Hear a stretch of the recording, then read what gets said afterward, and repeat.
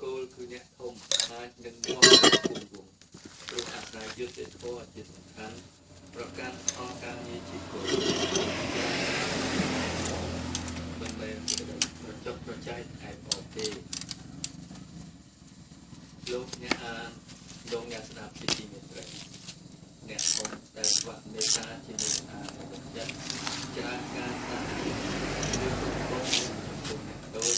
ប្រើការជេរវានិយាយចំពាក់ជាឧបករណ៍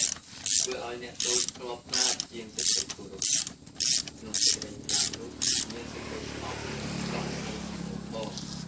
អ្នកដូចធ្វើតាមតែចំពោះមុខកំបាំងមុខគេនឹងនាទីបើបែកគ្នាទៅឬក៏ស្លាប់បាត់ទៅគេនឹងអនុមោទនាជួយអស់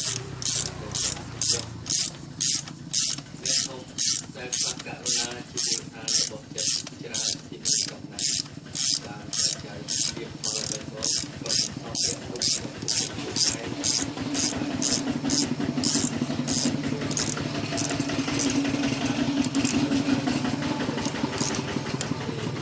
អ្នកធំដែលខ្វះជាមូលដ្ឋានរបស់ចិត្តច្រើនតែជាមនុស្សច្រណែនឬស្ញាំមិនលើកតម្កើងឲ្យតម្លៃសេចក្តីល្អប្រសើររបស់អ្នកដូច